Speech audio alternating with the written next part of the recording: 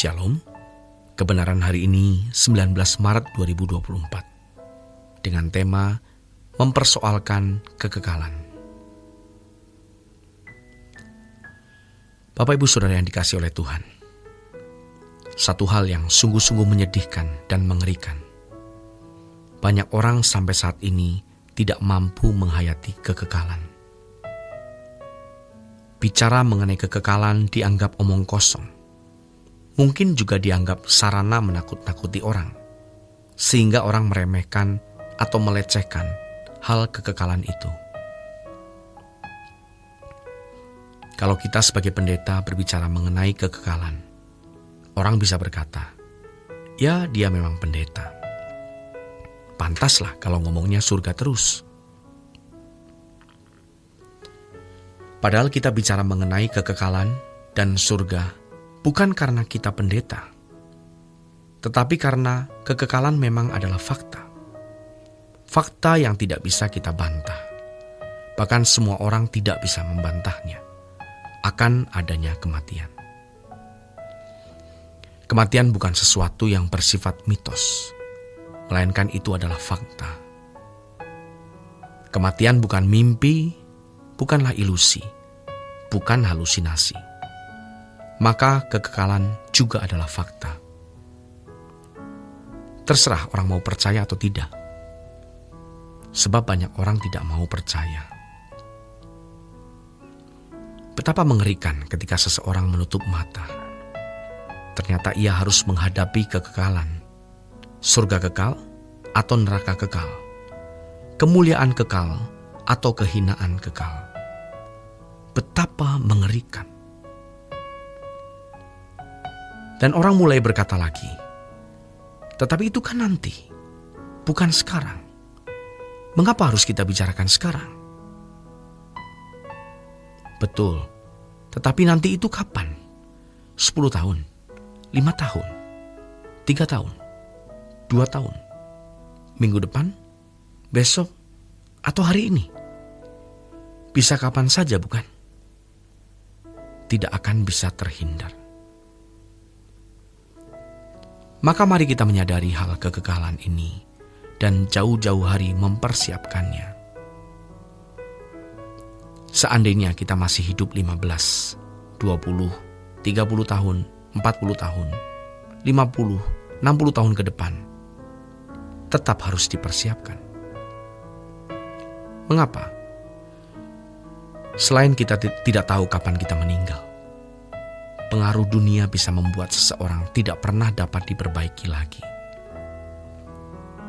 Dan ini merupakan keuntungan iblis yang berhasil menggiring orang menuju kegelapan abadi. Ini pula yang menjadi kekhawatiran Tuhan, sehingga ia berkata, ketika aku datang kembali, apakah ku dapati iman di bumi ini? Tuhan mengkhawatirkan ketekunan orang percaya. Tuhan mau mengingatkan agar kita tidak terkejut ketika nanti kita melihat kekekalan yang dahsyat. Bukankah kita bekerja 8 hingga 12 jam setiap hari demi masa depan di bumi yang sementara sifatnya? Mengapa untuk mencari Tuhan, untuk mengenal Tuhan, dan untuk bisa bersekutu dengan benar dengan Tuhan, yang merupakan harta kekal, kita tidak sungguh-sungguh? Sejatinya kita tidak tahu berapa banyak orang akan tetap tekun dengan integritas, komitmen yang kuat menjadi pejuang Tuhan. Bangsawan surgawi yang menjadi kesatria Tuhan. Yang akan bukan saja menyelamatkan dirinya sendiri, namun untuk layak masuk menjadi anggota keluarga kerajaan Allah. Yang juga membawa orang tua, adik, kakak, tante, om, keluarga besar, teman, dan setiap orang yang mereka temui untuk menjadi anggota keluarga kerajaan surga. Apakah kita termasuk dalam hitungan mereka yang setia? Bagaimana dengan kita yang sudah lanjut usia, yang juga mungkin memiliki waktu sudah sangat singkat? Tinggal sesaat waktu yang kita miliki. Ayo kita berubah.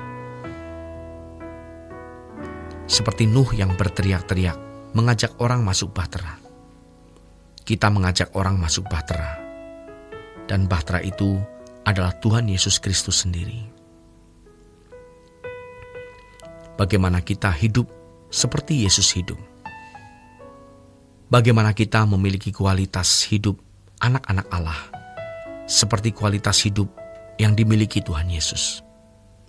Bukan hanya menjadi orang baik, bukan saja menjadi orang yang tidak bersalah, dinilai dari hukum, melainkan juga dalam segala hal bisa menyenangkan, menyukakan hati Allah. Saudara yang terkasih, ayo kita memilih jalan ini. Jalan yang tidak dipilih oleh dunia. Jalan yang ditinggalkan oleh manusia pada umumnya. Mereka hanya puas beragama dalam konteks hanya beragama Kristen, datang ke gereja. Tetapi mereka tidak mau melepaskan diri dari keduniawian, dari percintaan dunia, dari dosa-dosa.